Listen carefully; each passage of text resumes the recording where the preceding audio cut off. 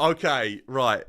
One last chance. One last chance. Third time lucky, please. If not, it's got to be something to do with some settings I've changed on the computer, and for some reason, the camera's just tripping out. But look, Chelsea have a massive game on our hands. Crystal Palace, we all know it. We all know how difficult this game's going to be.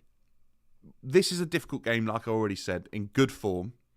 Chelsea now, going to Palace, in the form that we're in, you have to be willing to fight, because this is what this fixture can be. This can be a horrible, horrible game to be a part of.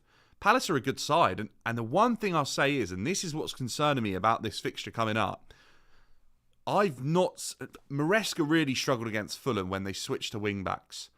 Chelsea, in my opinion, struggled against Palace when we played them earlier on in the season. I don't think we were great. I know a lot of people said we were, but I think if you go back and watch that game, we progressed a lot since that game. And I think actually that Palace game, I seem to remember Caicedo being really isolated, and he was completely on his own there. And then we've gone away from that and progressed. I think this time, though, after playing Fulham, I think a new potential system could affect Maresca's tactics with the way the wing-backs work, with allowing a player like Iwobi. Maybe Palace do the same with a player like Eze. And I just think that could cause some real issues. So we have to be ready for this game. We have to be a little bit more pragmatic in the way that we set up, because I don't think this is easy. And I spoke about it a lot. If you haven't already, go and look at the Fulham video, my reaction to that game, and you'll see what I mean. I got up all the heat maps, and I was kind of showing what I meant, why I felt like Maresca really lost that battle against Marco Silva. And I think you'll see that actually the way Palace set up, they could, in theory, pretty much recreate what Fulham did in the second half with ease and make it very difficult for Chelsea. And I actually think they'd be a little bit more competent, because that's the way they've played under Glasner. Difficult game. I think Mateta is the last type of player you want to come up against when your defence is facing weaknesses, inexperience. He can bully a defence. He's physical. He'll manhandle them. It's going to be a really tough game. But I actually believe, I don't think I'm doing this blindly, that Chelsea go and win that game against Palace. I really do. I think London derby, yes, that makes it way more difficult. But I think I've seen enough this season to show that when things haven't been going well for Maresca, he has learnt from his mistakes. The only thing that's I'm finding really weird at the moment is Maresca has learnt from his mistakes, and then ultimately he's gone back and repeated them again when he just didn't need to. And that, for me, really puzzling. Really puzzling. But let's get into it, shall we? I've got a setup. I want to run through some Chelsea team setups and things like that in a bit. So we'll get round to it. But ultimately, I want to discuss with you guys as well the situation with Chelsea and our defence. Because news broke today, and if you haven't seen it, it's looking pretty morbid for Chelsea. Wesley Fofana could be out for the season. Another massive injury for the kid. I'll tell you what, I'm gutted. I really am, because he's had some bad injuries. When he first come to the Prem with Leicester, was absolutely flying. I think he broke his leg. Since he's come to Chelsea, he's only played 34 games. It's just injury after injury, and they're not little niggles. They're huge season-ended injuries. Didn't play last season. Has been limited this season at times. And the season obviously we signed him as well. Really struggled with injuries. I'm absolutely gutted for him. It must be really difficult. But the one thing for me as a Chelsea fan that's really hard to accept at the moment is the amount of players we've got in our squad that we're dependable on. Like, we're reliant on these players to be fit, to have our best 11, and that they can't stay fit. Reece James, I think Lavia falls into this category. Wesley Fofana falls into this category. We're talking about hundreds of £1,000s a week, probably getting close to £1 million being wasted on players that actually can't stay fit. And at what point do you turn around and say, look, I actually don't think you have a place in the squad anymore because your injuries are just causing too much of an issue. Guys, because it's been playing up, I've had to do it a different way. I can't press to bring up your chat, so I'm just going to read them out. But have I fixed it? Well, we've nearly been live for as long as we did the first time round before it broke. So we'll see. This is make or break this match for you. I think it is for the season. Obviously, I think as the season goes on, this team will be a roller coaster. I think actually what this last few games has showed me is that really I was right with my prediction at the beginning, and I've kind of been swayed and sort of bought into what I was seeing from Maresca being ahead of the curve at times this season. But I said at the beginning, realistically, our improvement will probably be minimal. It will probably be top 5, top 4. We'll struggle. It will be a roller coaster of emotion. Some periods will be really good. Some periods will be really bad. And I kind of thought, hang on, why would it ever go back to that? We've moved away from it. And I think had we not made some real silly tactical errors, I think we probably wouldn't be looking back. But right now, I think we're going to be in that battle for the top 4. The way we've dropped points and the way we've had some issues creep in recently, yeah, it's not ideal, is it? Losing Mudryk probably for the season, if not longer. I'm not going to say he was absolutely unbelievable. I just think it's an extra body that allows you to rotate a little bit more. We've lost that option to rotate in Mudryk being available. We've lost Fofana now for the season. I think that definitely weakens the defence. And I think the players that are coming in have shown that they're not really at a level that's good enough for Chelsea to compete for anything more than a top 4 battle. And that's going to be difficult because teams like Newcastle and City, I think they're gonna be a lot closer to us come the end of January, because I actually believe City will make improvements in Jan, and they're ultimately only 4 points behind us now when that gap was a lot bigger. And Newcastle are absolutely flying. There's a couple of players at Newcastle I'd happily snap off their hands for. So yeah, look, it's gonna be difficult. So we are going to be well in this battle, and I think the last couple of games have thrown us right in it. And I didn't see that coming. I really didn't. And people will say, oh, you're just being naive, you got carried away with it. Look, we were playing some really good football, and I didn't think we needed to look behind us. But unfortunately, Maresca, I think, at times has, one, brought back tactics that I think have already proven not to work for this team, playing players in certain areas of the pitch that don't bring this team success. The way he's rotated in the Prem, I'm not sold on it, I'll be honest with you. I think it's cost us games. I think to rotate like that against Ipswich, I just don't think we needed to. He's saying the players are fatigued. Well, use your subs more.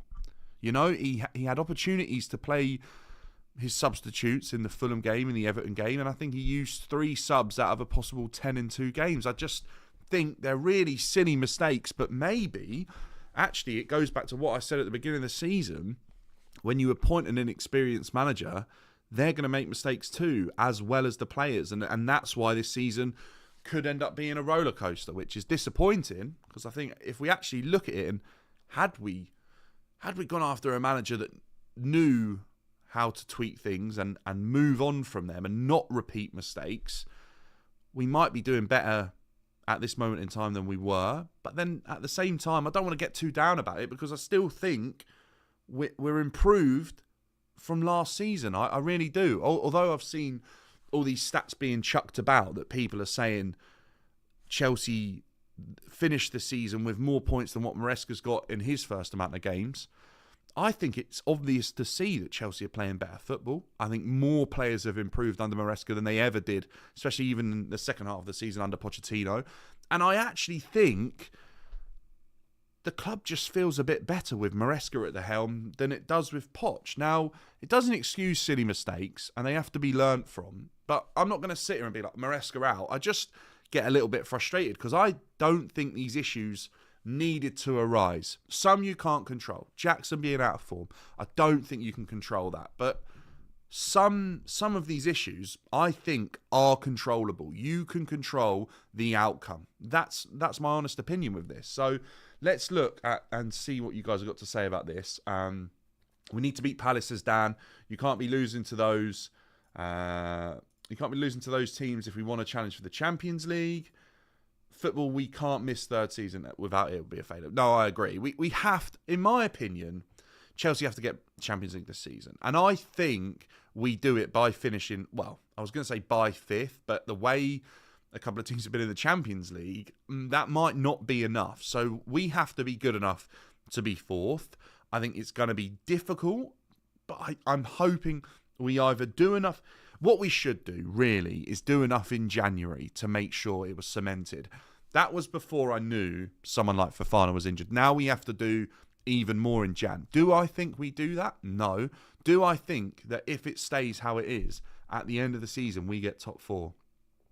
I'm not sure it's certain, to be honest with you. I'm actually not, which is crazy. But I didn't see this coming. I didn't. And the way this looks right now is like not overly positive. I want to, like I said already, I want to discuss what people think is Chelsea's best team, and I'm going to show you what I think is mine and the way we should play, and just see what you think, because I think Maresca could do it so easily, but genuinely, I don't believe his ideology allows that type of system to work. But I actually think when you look at the squad, it could be very easily done with how he set us up. And I think it could fit his ideology. So, look, Fofana's massive. Dan says he doesn't trust the defence. Texas says it's time to cut bait with Fofana. I hate it didn't work out, but cut our losses. Louis says people are forgetting that Maresca is also improving as a coach. He's still learning the job. Exactly right, Louis. That's what we did as a club. We went and hired and recruited a manager that was inexperienced. Okay, yeah, he did well at Leicester, but he is inexperienced, and he showed his inexperience at Leicester when they fell off a bit last season. And he's obviously showing that he's still got a bit of inexperience now. I think he's a bit of a tinker man. I think he likes to overthink things a little bit too much. I think he had his recipe for success. Yeah, okay, at times you're going to have games where you need to adjust and be on your toes, because managers will try something different that might catch you out, like Marco Silva did. But just tweak it a little bit. Be a bit pragmatic. You know, this is when Leicester fans said, does he get stuck with one style of football and that cause him issues? And maybe it's not so much the style, but it's his stubbornness to go away from his tactical setup, which I think to be the best at times, you have to go away from that. You have to. There might be a half-hour spell in 1 or 2 games in a season that can win or lose you a title. I think Arteta found that out as the Arsenal manager. At times, his Arsenal side didn't step up to the level he needed them to, and he wasn't probably adjusting enough, and I think it cost them in games against Fulham, you know, with Marco Silva at the helm. He's a great manager at getting results when you don't expect him to get a result. Same with someone like Sean Dyche. They beat Liverpool, didn't they, in a massive, massive game. These managers are really good at getting results when the odds are against them. And ultimately, I think Chelsea have been a victim of that this season. And I think we'll learn, and I believe we'll learn. And I'll be honest, I've got way more confidence in Maresca to learn, because I already think he's shown evidence in a small amount of time, albeit a smaller sample size, than Pochettino showed all of last season. Because that is why Pochettino is no longer in the job. Agree, should recall Santos. We still need a striker and a defender. According to some, Maresca wants this jam, but sporting directors want to wait till summer. Look, if the sporting directors think that this squad is good enough to get top 4, I probably don't agree with them, the current state that it's in, because of the defence. And I genuinely believe a striker's been needed since they stepped through the door day one. And they haven't bought one in my opinion, that's at the level we should have bought in as Chelsea. So, for me, I don't think they're suitable positions in the squad that we can just leave this January window. I think we need to act. I think the Fofana injury forces our hand for a defender, because I look at our defence and I now don't believe it's good enough. I just think Wesley Fofana was really important to this team, and if he's out and he's going to have finished the season and he's played 34 in 3 years, you have to look at it and go, as good as Wes is on his day, we've got to move away from that. We've got to go and get someone else. And if Wes is fit, he fights for the squad. But when he's not, we've got someone in who's good enough and available. I think that's played our hand. And as much as they might look at the defenders that are available and they might look at players, I just think you've got to act. I know it's annoying that it's January, but Chelsea can't afford to not be in the top four or in the Champions League.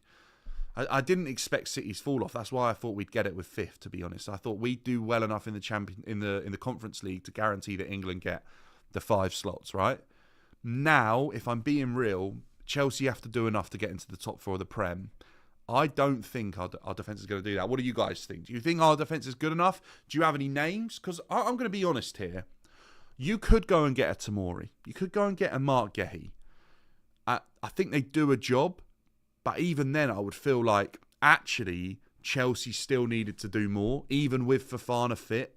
I think we needed one more centre-back of a better level. So maybe you have to go really big on the defender, bring someone in and fully throw the book at them with the finances and actually give them a solid wage. Maybe break the wage structure to bring in a real top player. Maybe that's what you do.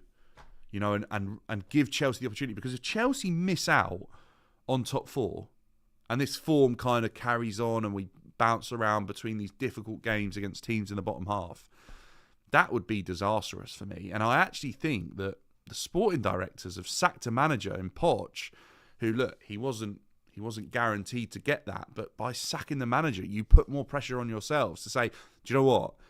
This guy's doing okay, but we think we can get one in that can do even better. If you then don't back him, I think they're going to be sat in a position that's not very comfortable for them. And I think whatever happens this season with Maresca, whether we get top 4 or not, for me, the real view here is on the sporting directors, of whether or not they're good enough to lead Chelsea Football Club forwards.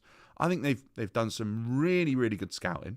Some of the recruitment's been good, but at the same time, they've built a squad that's reliant on some players that I don't think you can rely on.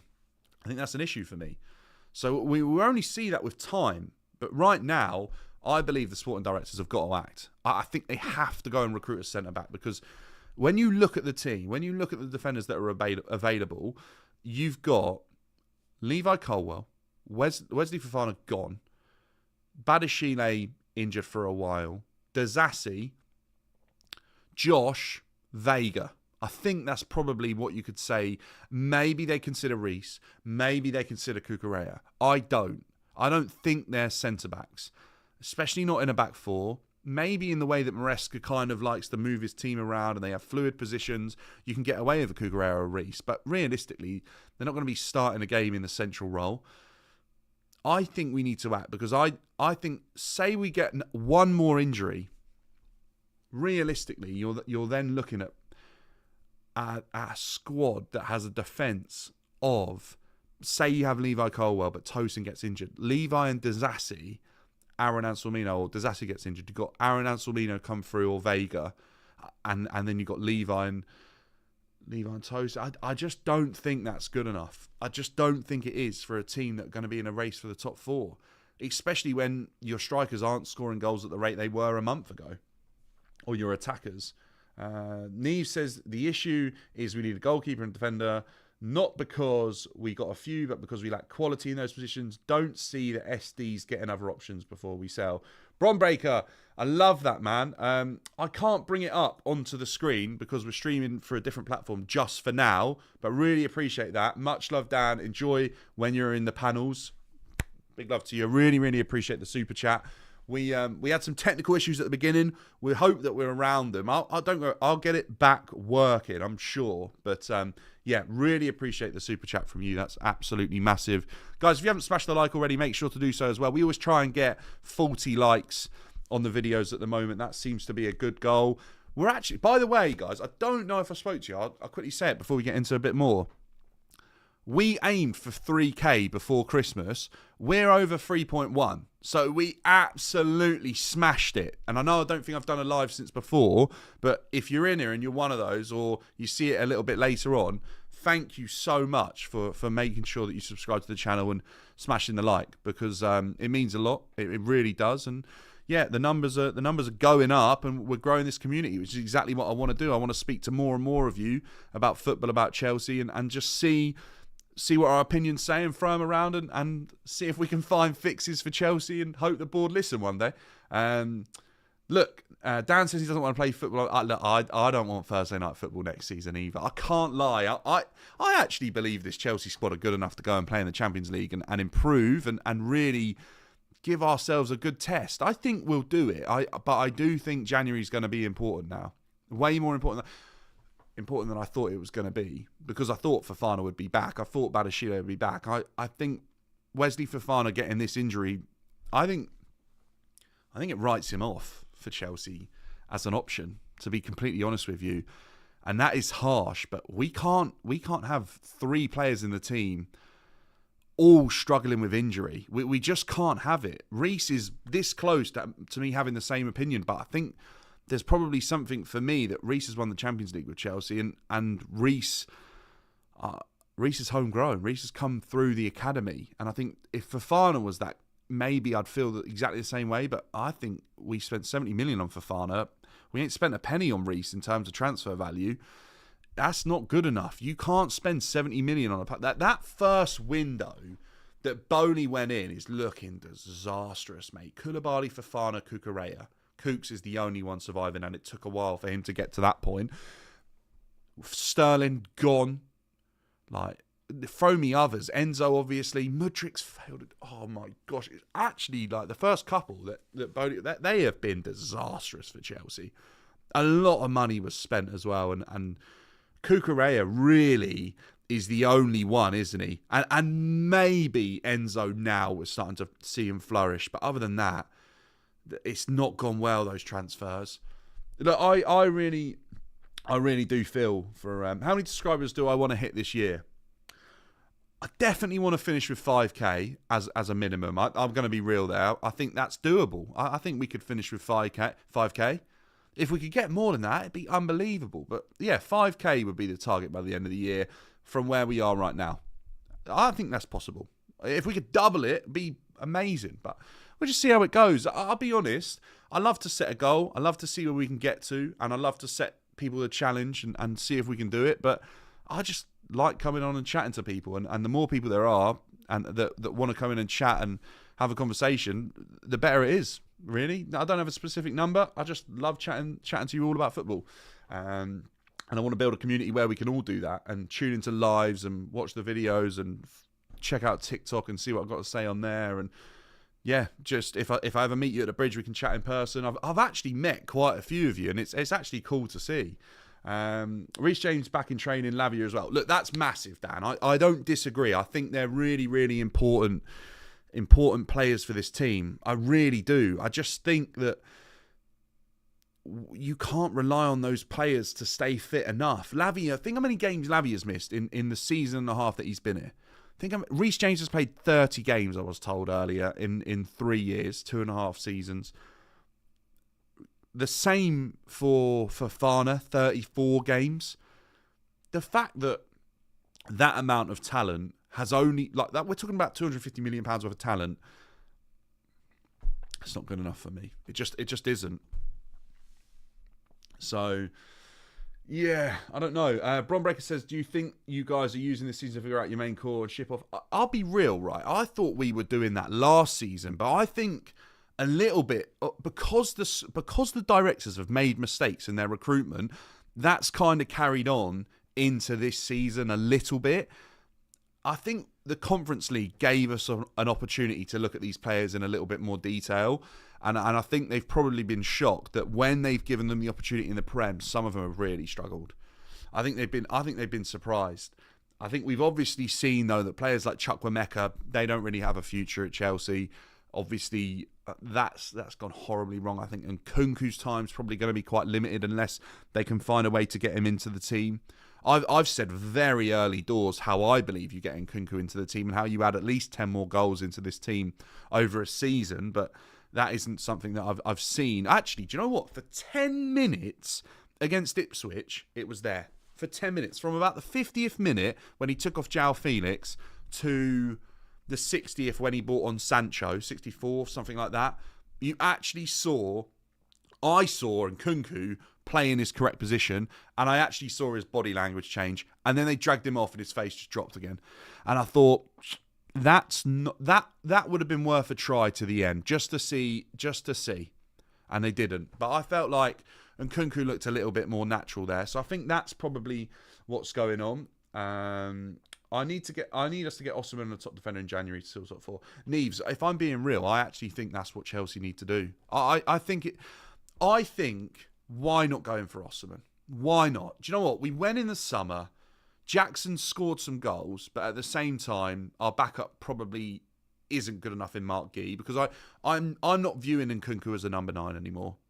Just go and get Osimhen. You were going to pay it in the summer. You couldn't work it out. Go to Napoli now and say, here's the money. He's at Galatasaray. Done. Go and get him. I don't care. Just go and get Osimhen, because I actually think for a few weeks we got away with it, didn't we? Jackson levelled up, and I was saying, look, don't hinder Jackson. The regression I've seen in the last couple of weeks, we got to have a better striker. We just do. Because if Jackson's going to go hot and cold like he's doing, and this could be just a repeat bit of form for him that we're going to see throughout his career, you have to have better than him available if you want to fight for the top 4. And if he goes cold, you need someone to come in who's hot. Or if that person goes cold, Jackson comes in and he has a purple patch. I think you need more than just Jackson and Mark Guy. I think, being realistic, I actually think Chelsea need 2 defenders. I think we needed an extra defender even when Fofana was fit, because I didn't believe Badiashile or Disasi were good enough. I think Chelsea need 2. Maybe one could wait till the summer, but I think we've got to go and buy a defender. Like, throw me some names, because I'm really not sure. Like, the one that's clear and obvious for me would be someone like a Bastoni, like the top level of that age group in European football. Are we going to get him? No. Do you look at someone we've already had that knows the club that we could buy back, that we never really wanted to let go because we could then bring them back in? Someone like Tamori, someone like Christiansen, someone like Mark Guy are homegrown. They've got an affiliation to Chelsea already. They've been part of Chelsea. And actually, in terms of squad registration, it's actually pretty useful having a homegrown player there. They all tick the box. We know Barcelona have issues. I'd probably take Christiansen back. I probably would. I think he's a bit fragile, but I'd still think he was all right. Rudiger, Real Madrid, is he aging? Do they want to move him on? Do we pick up the phone and say, Tony, come home? Look, I don't know, but maybe it's worth a try.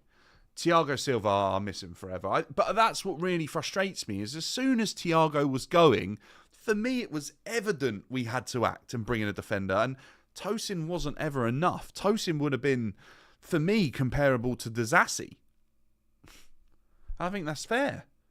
Maybe a little bit harsh on Tosin, but he has got a mistake in him, that's for sure. Disasi, look, I think back to Disasi at periods in last season, he was really good. But I just think that's kind of what happens with players at that level. They can be really good, and then they can be pretty awful, and they just go between those. They never get to the next level. And I think Jackson, as much as it pains me to say, could be in that category, because I didn't see the regression in the last couple of games coming for him. I just didn't. He scored that goal against Villa, left foot, early on, and then the rest of that game, it's been pretty bad since, hasn't it? Pretty bad. Like, he cannot hold a ball up. And like we saw against Ipswich, and Nkunku is not a replacement at the number 9 position. Let's see what you guys have got to say as well. Do you think we'll give Thiago Silva 6 months? No. I just don't think Chelsea go back for Thiago Silva. I think that's done, to be fair. I was on a show with Charlie earlier. We spoke a lot about whether or not Trevor Chalobah could come back. Now, Trevor would, for me, be useful right now. I would take him. I don't think Trevor is the level that Chelsea should be looking for. I think we need to be above that level in the transfer market, to be honest with you. But I'd take Trevor Chalobah back right now. I actually would, because I think he'd be useful. And I mean, I'd rather we have him than Palace if we're desperate for a centre-back. Aaron Anselmino apparently not 100% fit. They don't even know whether he's going to be part of the first team or not. I think they've recalled him because they know they need to have a look at him and assess whether or not he's ready. And we basically have that's our action, isn't it, to recall a loan player. So I actually don't know if Trevor Chalobah is viable to return to Chelsea. It might not even be a clause. I look at I see Pro Evo 5 up there. Pez 6 was Adriano. So I played that, but yeah, Pez 5, mate, for me was like the absolute pinnacle for me. I loved that game. Jackson for me is second striker for now. Yeah, look, I agree. By the way, I think the last couple of games, like, he's been way off it. I think if we don't get a centre back in January, we'll miss out on top 4. Dan, I fear that you might be right. I've got a bad feeling about that. I really do. I don't feel good about going the rest of the season with the current defence that we've got and achieving top 4. Because if I said to you at the beginning of the season, Chelsea's defence is going to be Levi Colwill, Badiashile, probably, and then Tosin and Disasi, and then maybe Vega and Anselmino as the backups, you'd go, that's not good enough. And that's the situation we're facing right now. I don't think that's good enough. So I think we'd all act. I think we all would. And look, you might get mugged off an extra 20, 25 million, 40 million in Jan. Right now, if you get that player in and you would have signed him in the summer anyway, I don't care. If you panic in January and you buy someone you wouldn't normally buy, that's when I have an issue. Don't do that. But just go and buy someone you would have bought anyway, whack an extra 40 million on top. Because as a club, under the new ownership, we throw money around for fun. Don't be stingy now when we're desperate. Go and make it happen. Because we've wasted 30 million on Dewsbury Hall. We've wasted money on bringing other players into the club that are now being deemed not good enough by the manager and he doesn't trust to use them. So don't be stingy now when we actually need it. Throw the money at the player and get him. Like what we did with Enzo Fernandez. We know we paid over the odds, but they wanted him, right? Go and do the same. Pay over the odds. Bring a player in. Let me know if you agree with that. I can see a name. Nico Schlotterbeck at Dortmund. Maybe. I don't know what side he plays. Would he? I think profile-wise, they need to play on the right-hand side. And I don't know if he does. I'm trying to think off the top of my head. I seem to remember him being on the left at times and Hummel's on the right. But maybe... I think that right-hand side market for players that could move in Jan is a little bit difficult to navigate. For me, I think Christensen or Tomori would actually be pretty viable options that actually wouldn't be awful for the squad for those players to be in as well. I think you can go to Serie A and improve massively. I think Ola Aina at Forest is a huge example of that, by the way. I think he went to Torino. He went to... Where else did he go? Somewhere else out there. And then the player that's come back to Nottingham Forest now is much improved. Much improved. And I think Tomori could have learnt a lot out there in Italy. And I think the same with Christensen. He might have really matured at Barcelona. And Barca need money, so it's always worth an attempt. Neves, this is what I'm saying. Every defender, they all seem to be left-sided. And I actually think that right now that just isn't our issue. And I agree. I've said that with Bastoni, but maybe you go double left-footed defence if it's good enough. We've done double right and won a lot. Chalobah till the end of the season, I'm not sure that happens. Bron, Newcastle and City, yeah, I agree. City's gap to the top 4 is not as big as my head was telling me it was. Chelsea have helped that. Chelsea have helped close that gap for City by dropping points, and Newcastle are flying. I'd pick up the phone to Newcastle and buy like 5 of their players right now. I think they got... If I'm being real here, I would take Isak, Gordon, probably Joel Linton, Bruno for definite, and I would probably take Sven Botman when fit. And you know what? We've sold them, Lewis Hall and Tino Angerin. Not Tino Angerin. Tino Livramento. And there's a number of players there I would have. I'd even have some of their backup options as backup options for Chelsea, to be fair. I think they're good players. I think Newcastle have built a really good squad. I think Newcastle could be absolutely raided at some point because I think they need money. Do you know what? I didn't even mention Tonali. That's another good, but they put him in at 6 and he's looked really good. I think they built a really good team, Newcastle, and I think people were shocked at how they started this season. Now we're starting to see them build a bit of momentum. Guhi, Murillo's quality. I'd have Murillo. I just don't see it. I don't see the likes of Forest selling in Jan unless they get massive money. I just don't see it because I think they're in a position to really fight for something this season. Forest could be back in Europe, which would be huge for them. I think Murillo and Milenkovic are fantastic defenders, but I don't know. I don't see Chelsea going and getting one of those. But I would take Murillo like that, by the way. I'd probably take Milenkovic like that. I think they're great players. I think they're really, really properly built for the Prem. I think they're really good players. Got to be a proven centre-back. Yeah, I agree. Issue for me is I think we need to strike more badly than most people think. No, I agree. Neves. I think games like the Ipswich game show that we need one. Games like the Fulham game, I think a proper striker could have had an opportunity in that game. Games like Everton, I think it shows that we need something. Games earlier on in the season, I think about Palace. I think about probably Liverpool. Like really having a striker that could allow us to change it up a little bit and be a real box present striker, which I don't think Jackson is. I think that'd be massively helpful to this Chelsea side.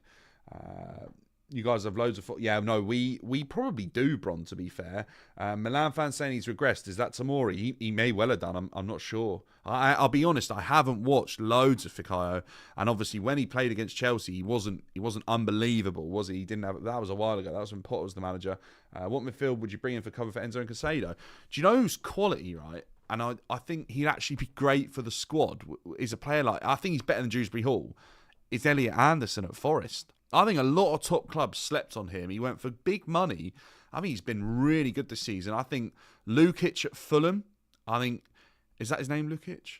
The guy that played us the other week, he was really good. And I was thinking, these are the type of players that you bring in and they can take you to another level. I think he looked really good. Players like that, they're not that exciting, but for the squad, they're really good players. Ronaldo Orejo, yeah, that would be... I like him. I like him a lot. I think he's a really good player. I don't know whether his injuries are an issue. I think Bournemouth is another squad, by the way, that has got players that are potentially good enough to make the jump. I think Kirkes, Semenyo, obviously Solanke's making that jump now to Tottenham. I think... What's the name of the centre-back? There's a centre-back there at Bournemouth I really like.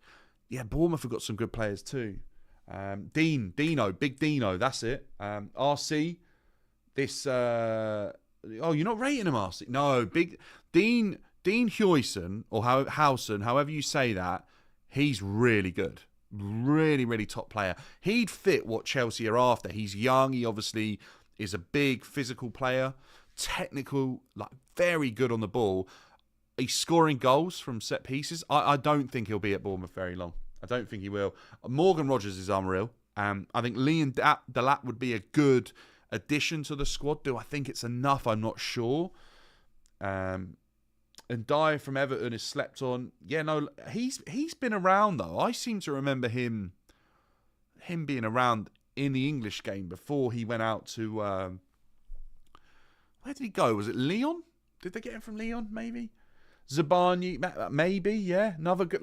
these are the teams to look at because although you have to pay the middleman, they are players that I think are Premier League proven. They've shown they can do a job in the Prem and they probably would be good enough for us. The real issue is it's like we did that with Cucurella and it took a long time. So it can be difficult, you know. It's a shame there isn't anyone at Leicester that Maresca believes would be good enough, but there isn't. They're not good enough for the Prem. So he doesn't know anyone to turn around and say, look, I think we should sign him, unless there's a kid. Maybe he said about Tosin. I'm not sure, but I don't think Tosin's proved to be all that, to be honest with you. I think he's been okay. I think you can do better. Bissek, do you know what? I was chatting to Mo about him, and he's the kid that obviously played against us for Inter Milan. I thought he was fantastic. I thought Bissek looked really good against us. And then Rory was saying that he looked really good against Arsenal, and Mo said that he looked good against City as well. I was sat there thinking, actually, maybe this kid is really good. Why not? Why not? I think he looked good, but is that good enough for Chelsea right now? I'm not sure. Maybe it's a player that comes in and is better than like Disasi, but we still need, I think you get all these young players, you need someone that educates them. I think Thiago Silva was that. I think he went a season too soon for everyone's liking, but he just wasn't able to probably to go again and again and again. So we should have brought someone else in and give him a really good education off the back of a serious player. And I think you look at teams in the Prem, and there's a number of teams with young players, but then they've got a few real top experienced pros that they learn from. And I think that can be so important. And I really think Chelsea are missing the boat there. We don't have players in the team, in my opinion, that are educators. I don't think we've got that. And I think that can be massive. Go out on the pitch, lead by example, but then away from it, talk. You know how all the kids spoke about Raheem Sterling? I think actually Raheem was one of those. I think Thiago Silva was one of those. I don't think we've got many more of them. And I think that can be massive for a team. Bissek absolutely bullied Saka. I think he looks quality. You know what? Every time I watched him stride into midfield on the ball with ease, I was just looking at him like, this guy is made for modern football. And I think he looked really good. I think about Sporting Lisbon defence. I'll be honest, I've watched him. I'm not sold. I think he looks good, but what's his name? Diamande, I think. No, I'm not sure. Bissek looks really promising. I bet Chelsea are well aware of all these players. I just think the current situation is that unless they believe they can get the player for a good price, and then that allows them potentially in 5 years' time or the end of the contract to generate a profit, I'm not sure they'll act. I don't know. I don't know whether they're a little bit scarred. Did they expect more from Enzo Fernandez? Did they expect more from Koulibaly, Sterling, Cucurella, Fofana, every kind of Mudryk? Most of the players we've spent big money on, bar Casado, I'd say, maybe Lavia, probably haven't seen enough of him, have been a little bit below at periods in their Chelsea career so far than what the board probably expected. Players that they've kind of taken a gamble on, like Cole Palmer, Nicholas Jackson, for cheaper fees, have actually turned out to look okay. So I think it's a bit of a hit or miss scenario, really. But then at the same time, we spent 30 million on Dewsbury Hill, not great. Money on Disasi, money on Badiashile, like it's just neither here or there. It comes down to whether or not, for me, the player is the right profile and the right type of person to fit in at Chelsea and hit the ground running. Because I think hitting the ground running at Chelsea is so important. I really do. And if you hit the ground running at Chelsea, genuinely, I don't think you ever really look back. I can think of a lot of players that haven't done that, and it just never really goes the way it should have. You know, there's quite a few. They always go hot or cold and have spells, but most of the time, it's not enough. Let's see. Diamande is too erratic all the 2022. Yeah, they were on Bowley. I don't disagree. Defender and striker needed minimum if we want to solidify our chances of top four. Tarkowski would be a good signing, underrated, tap sober. Look, I'm not sure you go and sign Tarkowski if you want to compete for the top four. I think there was a moment in his career it might have been considered, but I don't think now you go and do that. I actually don't think he's good enough for what Maresca would be asking for from a centre-back, because that's the thing as well, is these players have to be good on the ball, because, you know, the way we play now, if your number one isn't being good on the ball, you probably won't play for a team, even if you're a centre-back. You probably won't. You have to be good enough on the ball and deemed good enough, technically, to even have a chance of being considered to be part of the squad. I think a really good option, but a lot of people are overlooking this. I think a lot of players are out in Saudi, and I don't think they're happy. I think we've seen, well, some will be, but we've seen quite a few players already return and leave. And I think that's where you could be on the phone to the agents and say, look, would they come back? Why not pick up the phone to Heinrich Laporte? Do you know what I mean? And just say, do you fancy it? Because that's a good player. Why not? You know, there's a number of players out there that they've had a couple of seasons out there. Chance it. But what I think Chelsea have to do in this window is try. I'll be really annoyed if we don't. Really annoyed. If they think the squad is okay. I think we'll offload players too. I think players will leave, and that will mean we have some funds to mess around with. That he is, Laporte is, but you know the position Chelsea are in right now, I'd take Laporte and 2 left footers in defence over nothing, 100%, and it's a top player. And Kunku, I mean, not great. Hakimi would be really good in a Maresca system. You know, that's not. Oh, do you know what? There's another one at PSG. Skriniar, however you say his name. I've heard he doesn't want to be there anymore. I'd probably take him. Just give it an opportunity. Look, they don't have to be amazing. You'd hope that they would be. There's a chance they could be a Koulibaly, but at the same time, there's a chance they could get back to the level that they were at. I think you have to try. Look, Chelsea right now, we're a little bit desperate. We need a centre back, and we need one who's ready and is not learning. We need one, in my opinion, who's good to go. I really do think that. Akanji, another one. City bought Akanji so cheap. Why not try it? Do you know what I mean? Why not? I think they got him for like 15 million. Go and say, look, we'll give you 30. There you go, 30 million. Akanji, would he entertain it? I'm not sure. He'd be guaranteed football though at Chelsea. He'd be playing every week. Look at his. Wait, who did you say defender and striker is needed? He's very underrated. Maybe, E-Man, you're right. Maybe you're right. Maybe Tarkowski is an option. But for me, I'll be real. I haven't looked at his stats probably to the level of depth that you have. But I wouldn't be going after Tarkowski. I just wouldn't. I think there are other players. Yeah, look, but some of you are rating Skriniar. He's in talks with Galatasaray. That's what I mean. If like he's in talks with Galatasaray, come on, just pick up the phone and just try and persuade him to stay in top flight European football rather than going out to look. Because for me, you can go to Galatasaray, but at the same time, it's not. I think we've seen it with Osimhen. It kind of takes you out of the eye of top European football. I think it does. Bron, I think you're so right. I think the top European centre-backs, they're going to be expensive, and that is potentially an issue for Chelsea. But I think we're in a position now where we're going to have to do it. And if we've spent money before, I think now isn't the time to be skimpish and tight with our money. No, you know what? That Van Hecker is decent, but is he good enough to make an instant impact? Look, I mean, do you know what? I'd throw some money at Liverpool for Van Dijk and see what happens.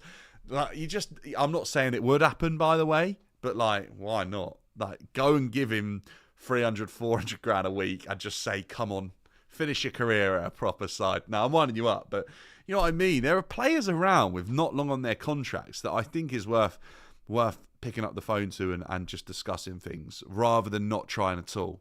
Because let me be real here. If I was Real Madrid, I'd be on the phone to Liverpool and I'd be saying, look, in the summer, I'm taking Van Dijk, Salah, and Trent off your hands for free. Because I think Madrid would take all of them, by the way. Imagine how historic that would be. That they're going to take all 3 of those players. Salah's come out today and said, we are nowhere near getting an extension done. Trent, I don't think Real Madrid even contact Liverpool now, because I think they're well aware they can get him in the summer. I think they've already discussed it with Trent, and I think Trent would have said, go on, try a bid now. And Van Dijk's probably looking at those two go, I might as well go Madrid as well. We'll probably win the Champions League first season. Like, they should do that. Do you know what I mean? Why not? I think that is absolutely Michael Keane. That would be unbelievable. No one I can sign as a supporting director. They'll probably go, no, honestly, mate, if we sign Tyrone Mings, that'd be disgraceful. Or like an Ezri Konsa, I wouldn't be able to get behind that. Scalvini looked really good, bless him. That injury looked really bad, but Scalvini at Atalanta would be a great addition, I think, if he was to look like he did pre-injury. My only issue with that is they're in a really good position in Serie A right now. I don't know whether they let anyone go. They'll probably hold on for the season. The things with Italy is, I think, those clubs will always sell because they are desperate for money. That's the thing with Prem teams, right? Prem teams aren't desperate like they used to be. They've all got money. I don't think they can be a lot more rigid than they need to be. Yeah, that's true. Michael Keane would be funny, by the way. Yeah, that's Atalanta are challenging, right? And they've got a number of players playing really well. And I just don't think you let them go.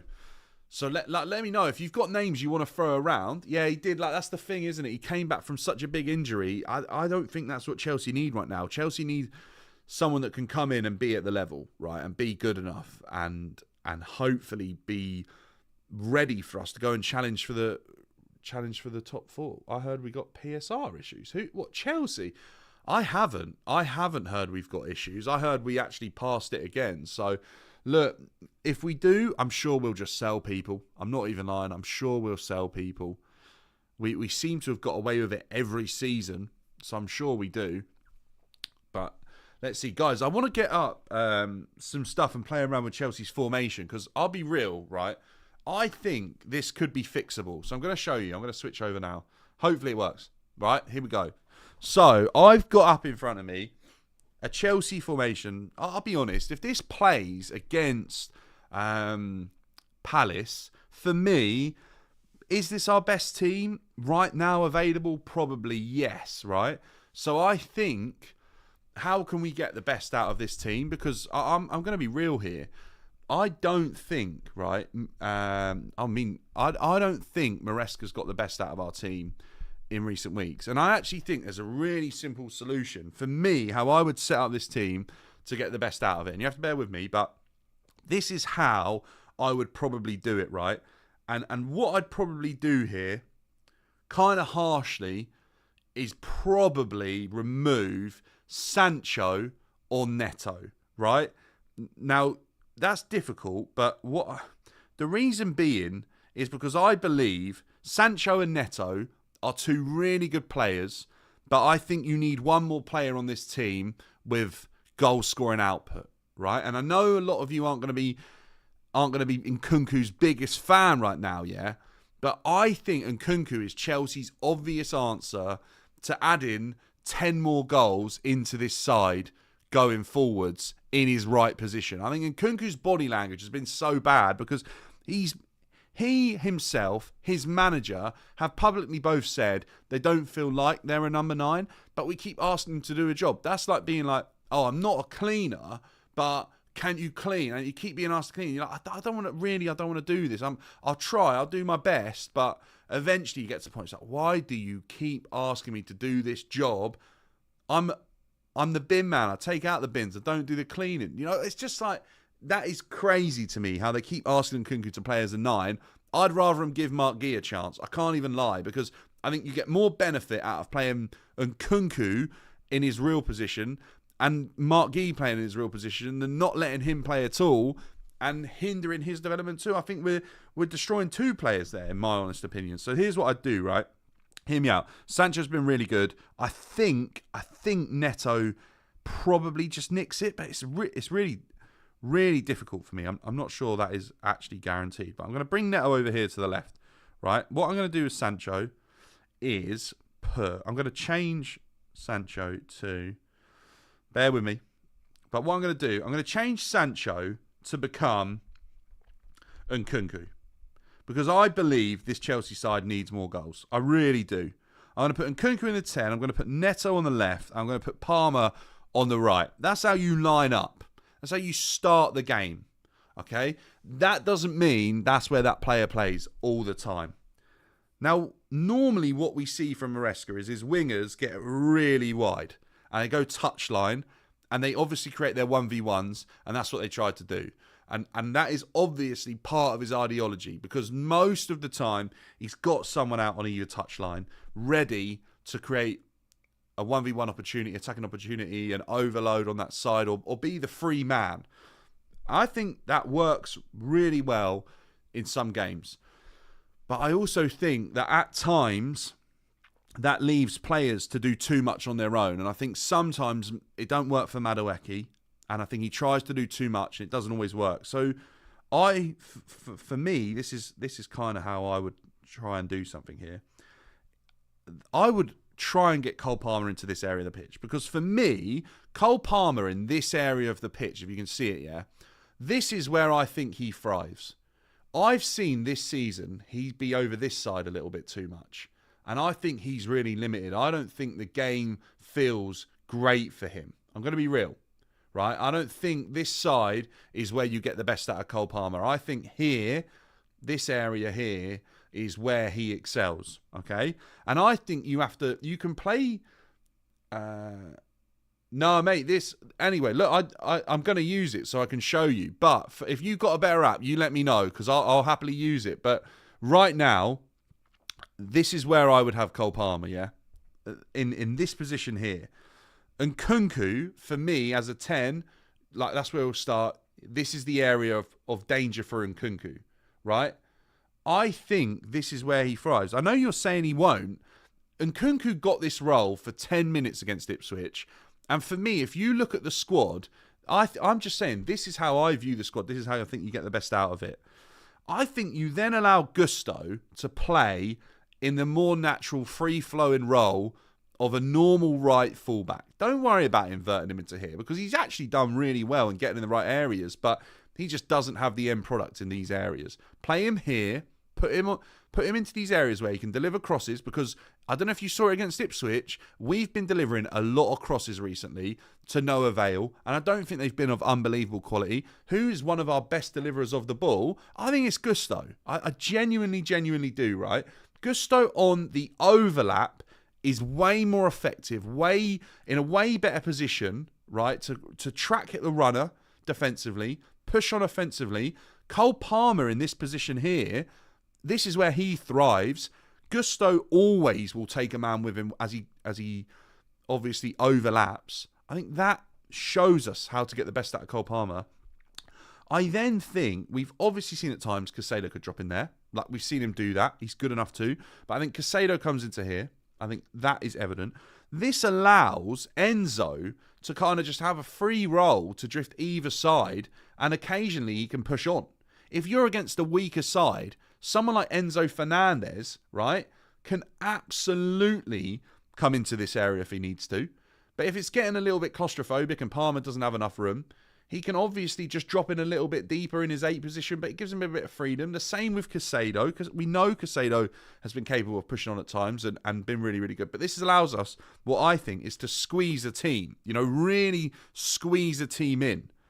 Yes, defensively, you start to look at it and go, is that enough? Well, I think if you're leaving back Tosin, Colwell, Cucurella, I think that's more than capable, by the way, of resisting a team when you've got them trying to counter-attack us. I just think that would be okay. Now, the issue is, Tosin really should be Fofana, because if you whack a defender in here with some serious recovery pace, you're absolutely laughing. But I think this for me is where I see Jackson, Palmer and Nkunku as a little triangle. I think that would thrive. I think that is capable of scoring a lot of goals. I think Nkunku can obviously drop out here. The beauty of this is there's a lot of versatility here, because if Enzo goes, right, and he bombs on, Cucurella can obviously always cover this gap. We know he's done that role so well.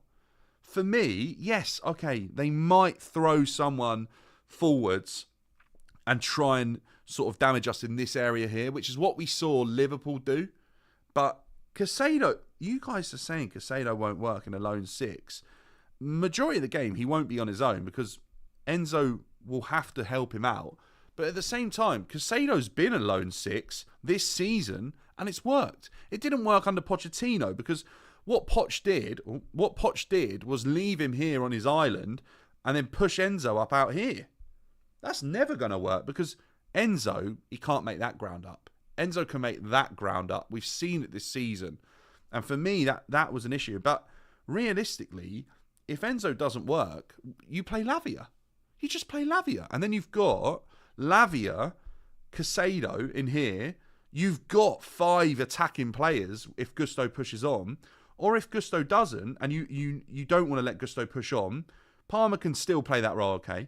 And can play it. You've obviously got people in the squad. You can rotate it. But at the same time, You can allow Enzo Fernandez to go into this area. It's not ideal, but you could. You can also, right, which we've seen so many times as well, let Cucurella start inverting to overload the midfield if that's where you want to try and get on the ball as well. For me, I think this system Maresca's ideology works with this system massively. Your defence is a bit undersized. What do you mean by that? I'd love to know what you mean. But do you mean I need to literally make them bigger? Or do you mean they're just... What do you mean by that? People say Reece James right centre-back. And do you know what? It's not a bad shout. I actually hear you guys. But for me, I think if Reece James could be here, I think he's even better than Gusto going forward. But I can't rely on Reece anymore. I don't think Reece... I can't imagine Reece being fit for more than 5 games at a time, if that. It's just been so limited for him. If Reece could stay fit and he could be dynamic, or he could just be available, we could probably decide where he plays and where his future lies. I don't think we can do that. I think Reece... We all know that Reece James here, realistically, that is Reece James. That's Reece James at his best. Just here. Like that. And I think he could... Ultimately, when Reece is fit, I think he's a level above Gusto. I really do. But for now, especially this season, Gusto has not been fantastic. But I think that's because this is... Let's just show you what Gusto's been asked to make this run all season. And sometimes it's been this. Where is he? Just trying to get him. He's been asked to do this. And that, I mean, that is diabolical. Playing on your wrong side and moving into this area, I mean, that is crazy.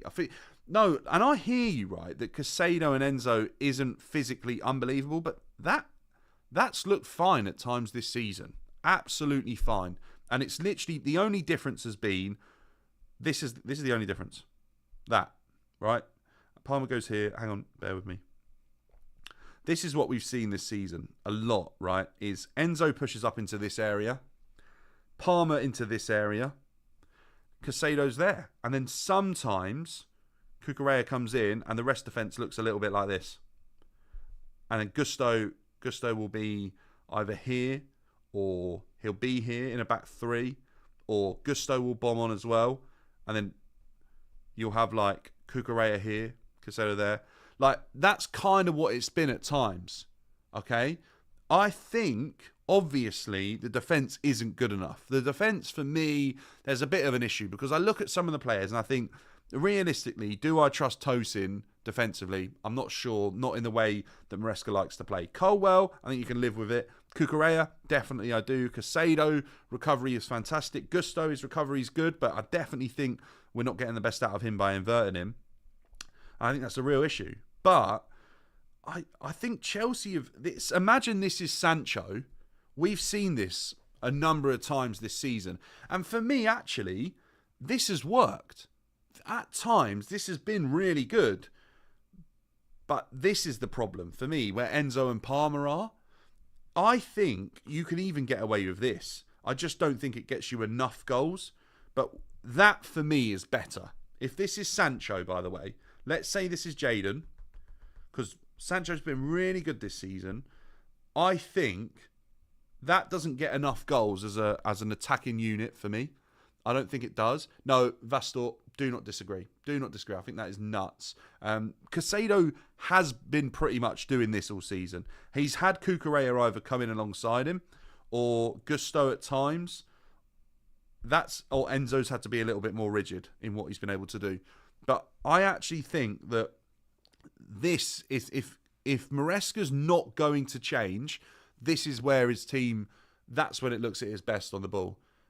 Bron, this is what I'm saying, right? If you do that, okay, your left-hand side is a little bit, because this is what he wants to do every time, is if he inverts a player, he wants to move his defence like that. That's it. And this is where you look at Reece James and you go, actually, this is Reece James. This is where we could see Reece James potentially, if available all the time, he could thrive in this area. For me, I think he could. Colwell, I think he does okay here. I think Cucurella, we've seen do fantastic. And then off the ball, that's it. Bang. Straight away. Back into their back 4. Obviously, we'll see the players drop. Palmer as well will be up here, and Jackson as well. And you see something a little bit more like that. But I ultimately think that this Chelsea side is this far away from being fantastic. And I think I was just trying to show you how I believe you get an extra 10 goals without buying another player in this Chelsea team. Reece James is the perfect option where Gusto is. I don't disagree. I think Maresca thinks that as well, but Maresca won't necessarily do that because I don't think he knows whether or not he can trust Reece to be fit. And I think he'd rather have someone in the side like Gusto and give him the opportunity to play games. But the thing that baffles me with Gusto in this is Maresca's insistence to invert him this high up. That just baffles me. And I think, right, and hear me out on this, I think Maresca has profiled, I don't know how he's done this, I think he's profiled, if I get that back to where it was, right, bear with me, if I just get it back to show you how it was, I think that he has absolutely profiled Disasi in this role. And I just don't think it works. But I think that's what he's done. I think in his mind, Disasi is like his backup to Reece in this role. And I think on paper, it looks okay, but in reality, Disasi there is just, it's not really working. He's too suspect. You need better players in your defence. Tosin, for me, he could play that role. He can play that role, but it's not great. But Disasi, I don't think that's him. I just don't. I think, you know who would be good here? And I think this is where I think Chelsea were really rash getting rid of him. I actually think Trevor Chalobah could play this role pretty well. I actually do. I think Trevor Chalobah could play this role really well. And he'd be good there. But it obviously isn't going to work. But Trev, we know, is a little bit more comfortable coming out to the right here than Disasi. Disasi, as soon as Disasi goes past this area of the pitch, that way, you're in trouble. You are. You just are. And if he goes up here, you're in trouble too. Because it's just not his game. Disasi needs to be in a team when he's here and they're defending and he's heading and he's kicking out everything. That's honestly what I believe. But like, let me know your thoughts, guys. Do you think this Chelsea team is actually, like, is that where everyone is at their best? Do you think that's how it should look? Because I don't think it's that far off. For me, somehow I'd probably have this. I would have been trying to get. I'm trying to select Enzo. That's what I'm trying to do. I would have tried my absolute best to make sure that I could get Palmer in this position, and I would have tried to get Nkunku here. That's what I would have tried to do. 100%. I would have tried to have make Nkunku a viable option in this go. No, honestly, Eze scored one. I think he scored against us, and I think he scored the other day. So I think Eze might be on 2.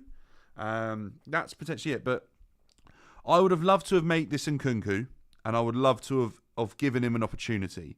If Nkunku doesn't work out at Chelsea, I'll be really disappointed because I don't think we really gave it the real fair crack of or roll of the dice to just give him a chance. You know who baffles me, right? Like baffles me is the signing of João Felix. I think João's a really nice player to watch. I think he's really exciting. But when I look at João Felix and I look at the squad, I never saw a place for him to fit in.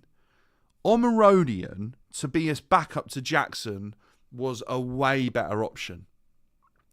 The fact that someone looked at it and thought, yeah, Nkunku could be the backup here, right? And Nkunku could back up Jackson.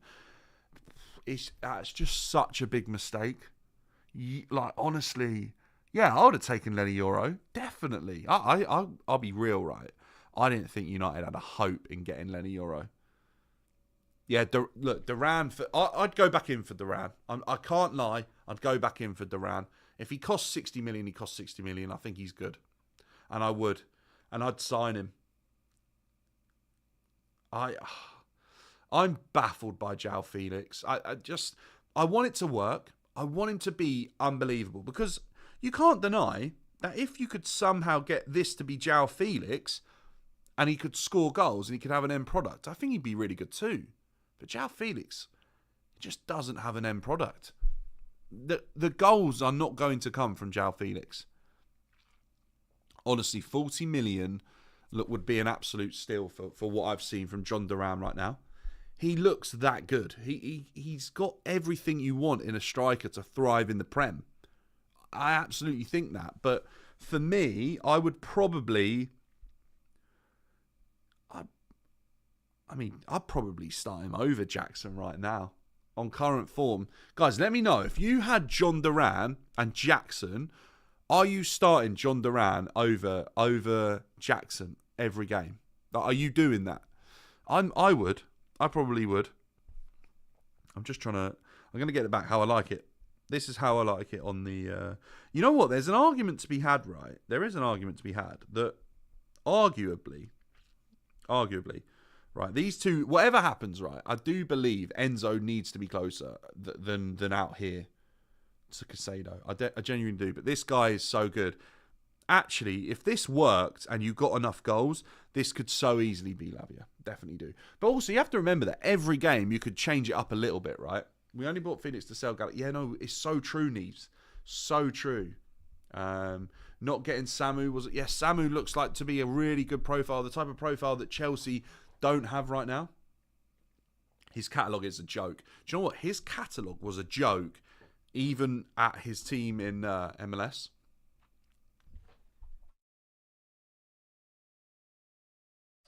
I don't know.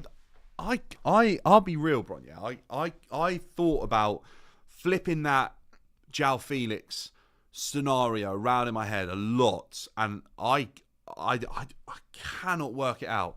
I don't see... The only way I see it is they literally looked at everyone else in Atletico Madrid team and thought, well, at least we know who he is, and we can take a gamble that it'll be better and there's potentially sell on value. Apparently, even Maresca didn't even want him. Concerning, because I would have even taken a centre-back. I would have taken something from Atletico Madrid that just wasn't João Felix. Can you show his goal catalogue here? I actually don't think I can. I think I'll probably get done for copyright, which is just like the worst thing about YouTube lives. But his goal catalogue is a joke. If you haven't seen it, I suggest you have a look because it's very good. And you know what? It's only got better. Jorge Mendes, that's just what he does though, isn't it? He's fantastic at just... He's seen an opportunity there, been like, João loves Chelsea, he'd come back. João's like, yeah. Atletico are like, yeah. Chelsea are like, yeah. Atletico were probably buzzing to get João Felix off their hands. Look, they're probably gutted it never worked out and they spent so much money on him. At the same time, I think they're probably absolutely buzzing they got him off their hands, to be honest. And Nkunku, even in 10-minute cameo in 10 position, was Ash. I'm not sure I agree that he was trash. Let's be real. Chelsea weren't great. I think you need to give Nkunku a fair chance in that position. I mean 5 games.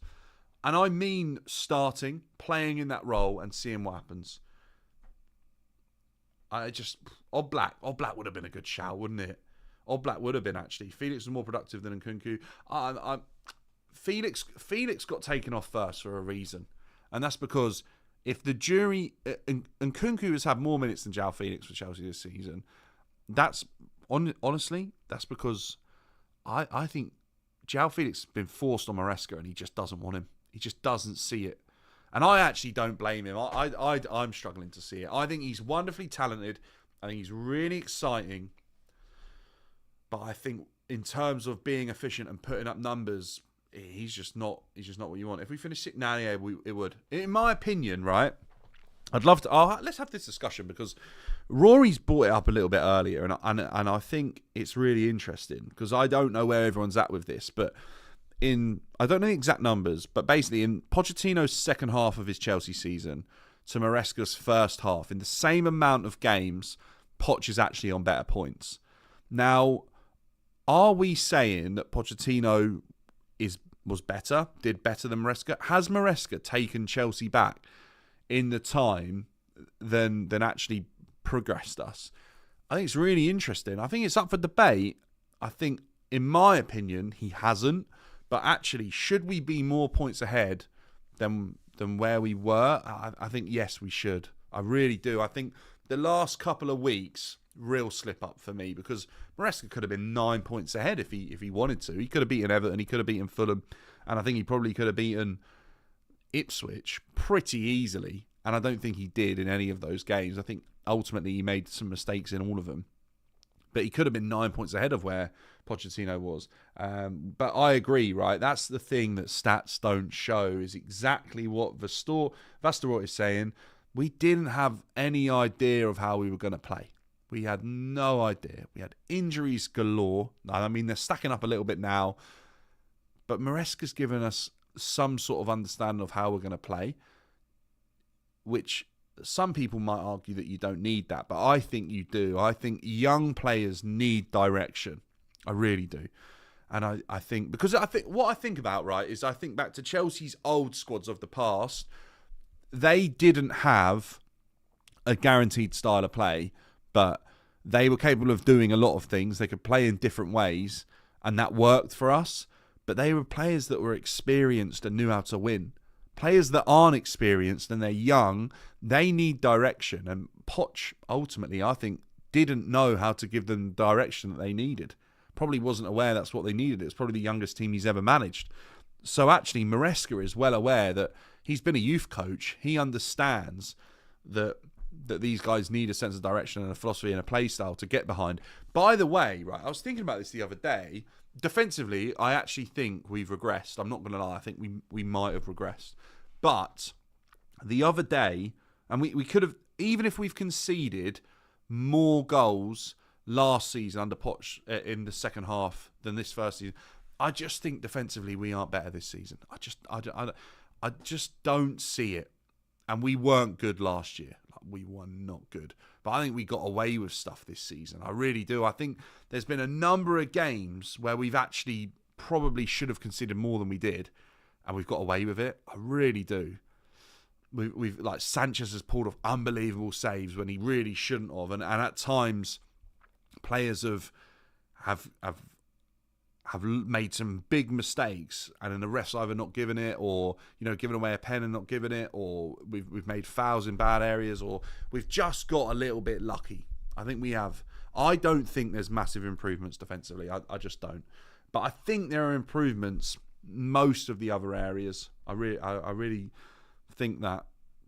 I'm on the side that Maresca's definitely improved us for the better. Do I think Maresca's improved us to the point where we're challenging top 3 in the Prem? No. I think we were really close, but we've slipped up in recent weeks, haven't we? And it's disappointing to see. Bournemouth's manager is going to be, he's really good, Iriola. I think he's really good. Defensively, we're no better. 5-0 against Arsenal. No, honestly, that was a joke, that game, to be fair. That was a joke. In my opinion, we need to see his next 6. Yeah, I think, I'm going to be real here, guys. I think Chelsea, with these young players, it needs stability. It needs a sense of direction, a philosophy, and a play style. Definitely. But I think it needs stability. If you go and sack Maresca... Look, if Maresca does okay, and you can see that we're going in the right direction, okay, fine. I think you carry on with him, even if it doesn't feel as good as it potentially could have at the end of the season. If he's drastically bad and it just keeps going worse from here, and he gets found out that he's not good enough to be in the Prem, then you have to act. But if we're moving in the right direction and it still isn't quite where you want it to be, it's still quite not top 4, I don't think you sack him. I just don't. I think you'd still give him the chance. It would be disappointing, but as long as you've backed him fully. Hear me out on this. If the board don't go and buy him a centre-back now in January, at the end of the summer, we don't get top 4. They can't turn around to him and say, you failed. Because they haven't backed him. They have to give him a centre-back in Jan. They've got to.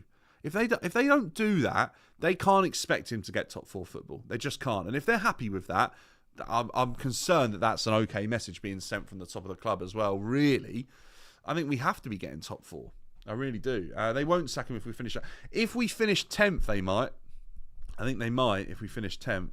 I'll be really. Do you know what? Indigo.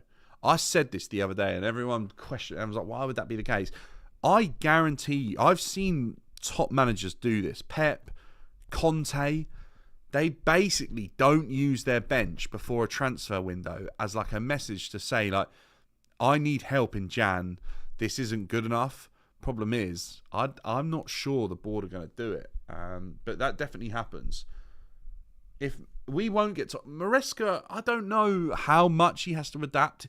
I think he already learned what works. I think he went away from it and in the last couple of games. And that's baffled me. As I was showing when we were doing the lineup, him going away from that, it's just absolutely baffled me. It really has. How many seasons do you think Renzo Maresca will be at Chelsea? I hope for a while. I think this young group of players and him could build something on the evidence I've seen this season if we stop making these silly little mistakes. Cut them out. Go away. They don't need to be made. You're experimenting when you don't need to experiment. You've actually found the recipe. You've got it now. You've got it good. Just keep cooking. No. I think he's then gone, actually, no, I can make it taste better. He's tinkering.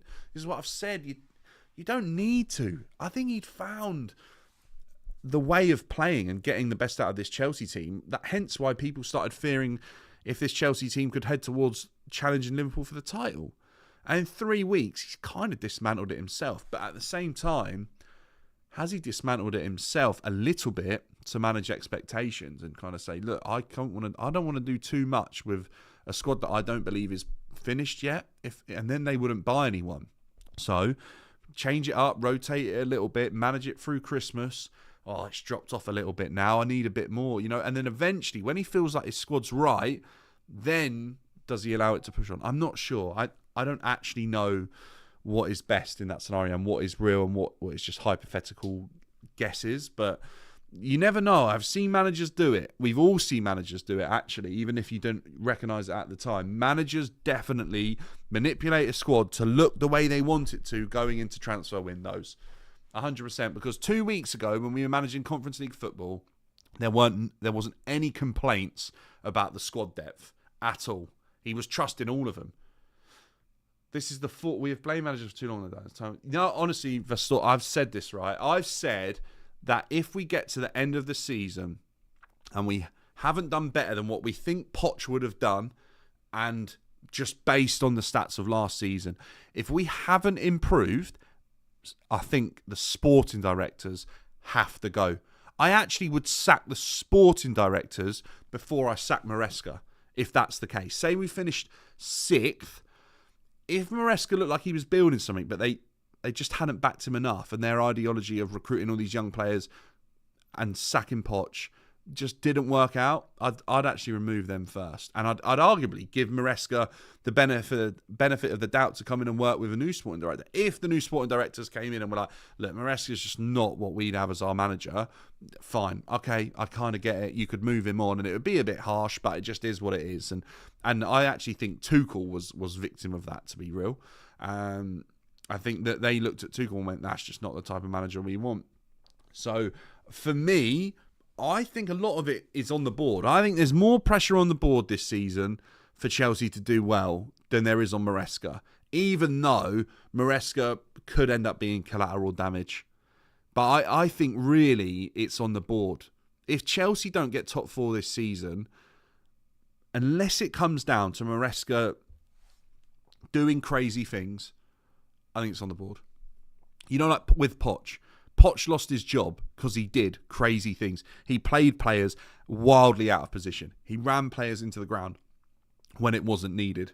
If Maresca continues to play players out of position and mismanage players like Nkunku and players like Dazassi and they keep and trusting Robert Sanchez and losing points because then it's on Maresca. It is, because the sporting director can't affect that. But if Maresca fixes up and we still aren't good enough because the squad just wasn't good enough, that for me is on the sporting directors. Absolutely. Dan, does Marmoush remind you? Nah, Bron. Look, I don't mind. I'll never say this, right? Like, I've got nothing against anyone wanting to have their footballing opinion. I don't care. But for me, if we're going to have a discussion about football, back it up with facts. Just back it up with facts. Know that you've got the evidence. You've watched that person. But because I will always say that. Like, watch something, learn, use it as evidence, and form your opinion from that. If you cast judgment on something that you've only heard or read reports or you haven't witnessed with your own eyes, and you make bold statements, be prepared for them to get undone by someone that's actually got evidence to suggest that isn't the case. And that's exactly what happened there. I got told that Marmoush wasn't quick, wasn't the fastest, and wasn't slow. It's like, hang on a minute. This guy is rapid. And I just sort of waited. I don't know if anyone's seen it, but it was on the terrace. I just kind of waited for it to all unfold and listen to people going, I haven't really watched him, but he's this and he's this. And I'm thinking, you know what? I've watched more of Marmoush than the majority of people, only because I am just an avid viewer of Bundesliga football and the Bundesliga highlight show, and I'll whack it on Sky if there's a game on. I just watch it. I just love football. And I've seen quite a bit of him, and I was just thinking, hang on, this just isn't this guy. This guy's electric. I think he's a really, really good player. That was jokes, like everyone taking the piss out. Now, I want to see Henry. Do you know what? Yeah, Henry just didn't know what language it was. French, like, is that the worst guess? It was funny, though. It was funny. Does Marmoush remind you of Willian? Like, no, I'm going to be real. Marmoush doesn't remind me of Willian. Being honest, Marmoush reminds me of... What did I say? I said it yesterday. Marmoush reminds me of Nani, because I think aesthetically it just kind of looks a bit like Nani, and Anthony Gordon. I think it's a blend of the two, actually. And I think Marmoush is like, I think Mo was saying he doesn't think he'd be good for Arsenal. I think he'd be good for Arsenal. I think alongside Havertz, them two would be really good. Let's see. I would sack all three, the manager and the sporting directors. If we don't get European top, like Champions League next season, it's up for debate. It really could be, because right now, say we don't get Champions League football, and it's on like 3 points or 6 points, and they're the games that Maresca's blown it and done stupid experiments against Ipswich and not been good enough against Fulham tactically. That is a sackable offence, isn't it? If you miss out on Champions League football because you tried something as a manager and it didn't work. You don't have, I'll be real, right?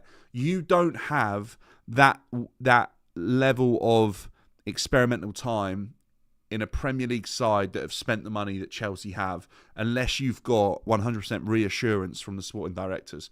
Or you've got a 10-point lead, and even then it's risky, because look, we had that and now we don't, in terms of the top four. It's also on the board, not getting a proper centre back and a goalkeeper. Yeah, no, Chelsea boy, 100%. 100%. Like me and Charlie were saying earlier on today, it's crazy how much money has been thrown at players that haven't really benefited the team. The money that was spent on someone like Dewsbury Hall, this is what I'm saying, don't be skimpy now. You spent 30 million on Dewsbury Hall when you didn't need to. You spent money on Felix's wages when you didn't need to.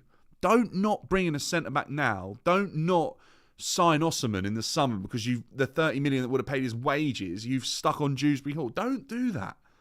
Don't do that and then expect something that's unreasonable from the man. Like, don't do that. No, Chelsea boy, I am of the same mindset. And that's why there is a lot of pressure on the sporting directors now, because a lot of money has been spent. A lot of players have come in and not been good enough. A lot of players have left. A lot of players have been misprofiled. It's on you guys now as sporting directors to have got this one right with Maresca, because you sat... Poch wasn't great, and I think he made way too many mistakes. I think realistically he had to go. But at the same time, he finally had found something that was working and getting him results. It was too little too late, really. But as sporting directors, they could have kept him on and given him the benefit of the doubt and said, look, we know it took a while. Wasn't the easiest start for you. Just go again, right? Go again, make it work. They didn't. They chose to sack him. Okay? And look, that's not what I would have done. I would have sat Poch 4 weeks in probably, never would have employed him. But they didn't. They gave him the season and they decided to sack him. By sacking a manager, in my opinion, that means you know you can do better. So next season, you have to improve. You have to improve. If you sack a manager, you have to do better than what that manager was currently doing. So they employed Maresca. Maresca, as a manager, has to do better than Pochettino. Has to. By the way, has a way, way better starting point than what Pochettino ever had. Not that I think that stands for much, but he does. He absolutely does. And I think that was the thing, wasn't it, in the summer? It was like, okay, right, Maresca, he's done well at Leicester. Is it enough? Is it enough? We're only going to see, aren't we? Like, Murillo was available 50 million. Then we yeah, this is what I mean, man. Like, the money we put on Dewsbury Hall is just absolutely baffling. Baffling. I think he could be gone in Jan. I think he could be gone. I also think Tosin will be gone sooner rather than later, and I think they'll just flip him for profit really quickly. Do you know a player that he's not been unreal, but the fact, of course, he came out to bite us, but like we let Amari Hutchinson go for 30 million as well. Like, that's good money for him. Good money. And ultimately, I mean, like, we didn't... Oh, I don't know. Chelsea generated good money, but we're always chasing because these sporting directors have spent so much money. We are always chasing, paying off what they've already spent. Like, we always are. Nah, honestly, I wouldn't... If we're loaning Dewsbury Hall out, that's an absolute disaster. We need to sell him. Like, we have to sell him. Do you think this Maresca would have his old ways against Palace or continue on the luck? Honestly, Roas, I don't know if you saw it, but we were trying to mess around with how we think he might set up. For me, I think he needs to go back to what was working for him against, like, I don't want to say Villa, because that was when this is what I mean. You know, with Maresca, like, he's never stood still. He's never been like, this is my team. It's like every week he's made a change. Like, 1 minute it was Caicedo inverting from right back, but then also we've had a lot of injuries. Yeah. In-game management's been good, but at times, the last 3 games, I think the in-game management's been really poor. And that's why I've had to quickly adjust where I was at. I just didn't see the lack of in-game management creeping in for the last 3 games. And I completely agree with you, Rorschach. Like, completely agree, Rorschach. Tristan, I have to say, I didn't see Maresca failing to manage football games this quickly after I thought he'd already learned. I just didn't see him experiment in the way that he did. I think it's caused issues. You can blame the manager to a point, but I don't think even... No, honestly, it's true, isn't it? It's like, you can't... A bad workman never blames his... a good worker never blames his tools, but it's actually not true, because, like, tools make your job a little bit easier, and if you have a blunt knife, you cannot cut something as well as a sharp knife. We've got centre-backs that are the blunt knife. If you gave them centre-backs that were the sharp knife, bang, straight slice through the apple, you're done. The blunt one, you're wasting a little bit too long. It doesn't cut well. It doesn't look as nice. It's little things, and I agree. I think if you tried to drill a hole in the wall and they gave you a dodgy, busted up drill, you're not going to do it as well as an amateur who's got a really good drill. Just go straight through it. Like, it's crazy, isn't it? So I don't know if I agree with that in football. I just don't think it translates well. I think you have to be backed. You have to be given the right tools for the job. And are Badiashile, Disasi, Tosin, Fofana, Levi Colwell good enough for you to challenge for Premier League titles or top 4? No, probably not. Levi might be one day, but I'm not sure about all the others. Maresca could easily replace Pep at City. Do you know what? He could. If Maresca done something at Chelsea and then ultimately that didn't work out, or we went a different direction, he could. I can see it. I could see him there. I'll be honest, I don't know what City do life after Pep. I'm not actually sure. I could see it if he wins some, like, to get the Manchester City job. I think you've got to now, and even in the past, you've got to have got some pedigree. I don't think Manchester City hire. I'd be shocked if they hired a manager off of the back of winning the Championship or like Arne Slot or something like that. In the way that he'd obviously won the Dutch league. I think they go bigger than that. I think they do. I really do. But who is that? I really don't know. I really don't know with City. Maybe Arteta. Maybe if he wins, like he's won an FA Cup. But I still think you need a slightly better CV than that. Do they go away from the Pep philosophy of football? Like, do they? Is that what they do? Just go away from that. More to a person looks-wise, that is. Pep and Arteta. Maresca. Really? You think? I don't know if I see that. I'm not sure. I need to like study 2 photos of them. I don't know if I see it or not. But for me, and how I view football, I'm not sure I'm as set on a system as some of the newer, younger managers are. I'm just not sure. You know, like someone like Hertzler, he's absolutely like devoted to this wacky sort of system that he has where it does it some weeks some players play as centre midfielders and the next week they play as like strikers. For me, that I'm just not sure I'm like devoted towards systematic football. I'm just not sure. I'd always try and be a little bit more pragmatic. I probably fall into that category more when I look at the likes of like Nuno Espirito Santo, play it like people like Marco Silva.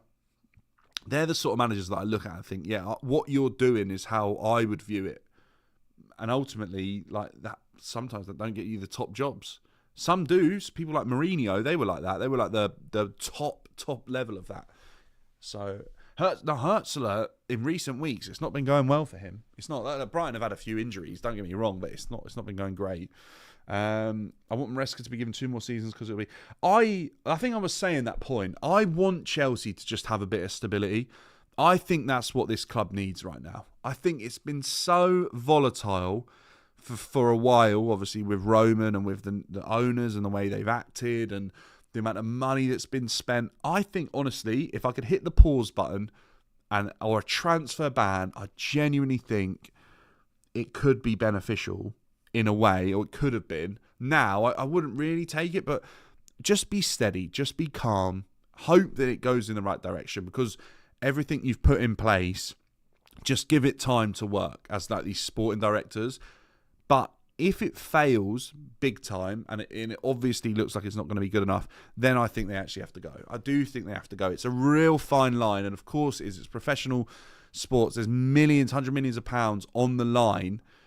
It's of course it's going to be a fine line and a lot of pressure applied, but at the same time, I do believe Chelsea just needs a bit of stability, and I think that's the most important thing right now. But it needs stability with the right people in place to kind of build some foundations, see what these young players are about. Are they going to be good enough? Stop spending money if you don't need to. Look, we need a defender. It's for certain. We need a goalkeeper. It's for certain. We need a striker. It's nailed on. And then you could leave that team for the next 2 seasons and just see where it went. Maybe add a player here and there. Not 10, not 5. This summer was a little bit more measured, but it was still a bit wild. We just need a bit of stability. Just to let it develop, just to see where it's at, and it's fighting, and it's challenging.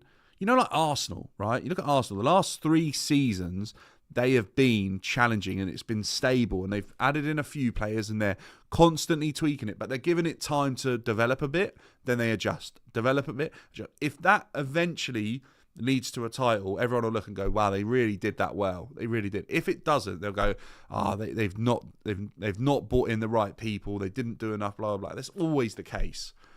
But for me, Chelsea have been taken way more risks than Arsenal. If it doesn't pay out, the people that have decided to take the risks are the people that I think should have the most pressure applied to them, and that's the sporting directors. To be honest, Maresca is the best manager we've had at Chelsea since Tuchel. I think he's better than Poch. I think he's better than Potter. I think he's better than Lampard. I like Maresca. I want him to do well. The thing that will matter massively to me is he has to do better with his in-game management. He can't. You're not in the Championship anymore. You're not at Leicester. You can't do that. It's not experimental unless he's got guidance from the sporting directors to keep trying players in different roles and different positions, I just don't know if you can do that at Chelsea. I just don't think you can. I think Vastor is. You're right. I think we need level raisers. We need players that are good enough to take this team to the next level. Because let's be real here, we're not messing around with Brighton. We're not messing around with Bournemouth. We're not messing around with Newcastle. He's managing Chelsea. The owners own Chelsea. Chelsea should be winning and in the conversation of the biggest trophies in football. I genuinely believe that. But I'm trying to be patient with it, because by hiring Maresca in the summer, I think it showed that this is a board that are going to try and get to that point again, but they're prepared to do it in a way that they think suits the squad of players they've put together. Do I think that's right? Probably not. Would I do it that way? Probably not. I think the majority of people wouldn't do it the same way that the Chelsea owners and board have done it right now. Would I tear up a blueprint that I don't think was broken? No. But they have, and we got to live with it right now. And hopefully we can back them and they move in the right direction. Who would you bring in as a sporting director if Stanley and Stewart get sacked? Oh, look, I don't know. It's going to have to be a sporting director that would have to fit with the way these owners want to work. That's for certain. I don't know if a name jumps out to me right now.